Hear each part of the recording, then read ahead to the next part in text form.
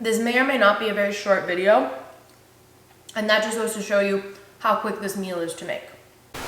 Oh hey, my name is Nadia and welcome back to my YouTube channel. This week we are making a very simple curry chicken dinner, which, like I've said before on this channel, it's not an authentic dish, but rather one that we've been making for years and have grown to love. It's also super quick and easy, which is an added bonus. So on that note, let's get cooking. One of the main ingredients in our curry chicken is chicken, specifically chicken thighs. You're going to want to debone, deskin, wash, dry, and cut your chicken thighs into bite-sized pieces. You could of course use chicken breast, although it does tend to dry out a little bit faster, so the thighs tend to be a little bit tastier. In a large bowl, coat the chicken with salt, pepper, and garam masala. Garam masala is a delicious spice. It literally translates to warm spice, and it's used very frequently in Indian cuisine. You can really easily find garam masala at the store, or you can actually make it yourself by combining ground cinnamon, cloves, and nutmeg, also known as allspice, and then just adding some ground coriander, cloves, and cumin. I think I got all the spices. I did. Freeze frame, I made a mistake. It should actually be ground cinnamon, cloves, and nutmeg, also known as allspice, to which you're gonna add ground coriander, cumin, and cardamom. Now back to the show. Make sure your chicken is completely coated and then add it to an oiled and buttered pan. If you don't have a big enough pan, that's totally okay. You can brown your chicken in batches. And by brown, I mean we're not cooking the chicken to 100%, but somewhere around like 50 to 75 should be just fine. So once it reaches that point, you can take it out of the pan and transfer it to a separate bowl, and we can get started on the sauce. In the same pan that we used to brown the chicken, we're gonna make sure that there's enough butter, oil, and leftover chicken fat. And then we're gonna add the diced onions and cook until they're translucent. Then add the garlic, ginger, a few chili flakes, mix, and let it cook for a minute or two before adding the curry paste. This is the curry paste that we use. I'll make sure to link it down below in case you're interested, but if you have a go-to curry paste, by all means, go ahead and use it. I wish that you guys could smell my kitchen right now. Curry paste is just delicious. It adds amazing flavor and the color is chef's kiss. Add your tomatoes and coconut milk to the mix, and then at this point we realized that we needed more space, so we transferred the mixture to a deeper pot because now we're gonna add the chicken. Give it a good mix and then let it simmer for about 10 minutes, then add some lemon juice and chopped parsley. If you prefer, you could use cilantro instead of parsley, but my mom's just not the biggest fan of cilantro.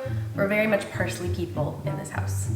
We always serve this dish over rice. I always mix everything together before I try it. So amazing. Oh my gosh, this is just, it always hits the spot. It's so good.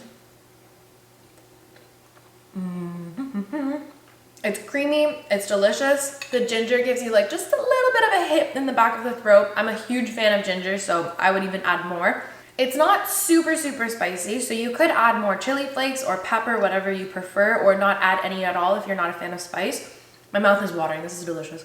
The chicken is so tender, it's so delicious. The tomatoes add a little bit of like an explosion of juice, which is just the best.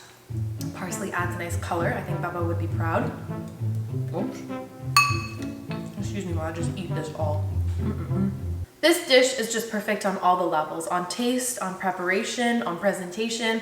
It's one of those dishes that looks really fancy and it looks like it took you a really long time, but I think in total it probably only took me about 30 minutes, which is amazing if you need a last-minute dinner idea or if you're just craving curry chicken and you need something super quick.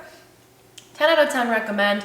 I'm gonna finish this bowl. I hope you guys enjoyed this video. If you did, make sure to like, comment, and subscribe, and I will see you guys next Friday.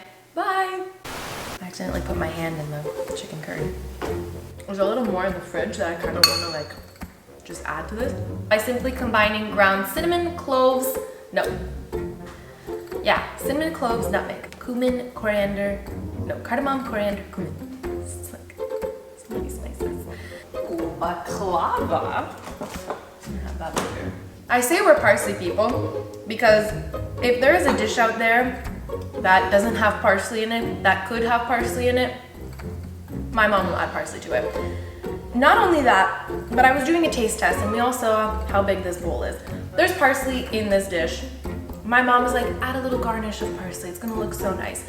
There's not a whole lot of curry chicken in here, it's perfect for one person. This is how much parsley was chopped for this dish.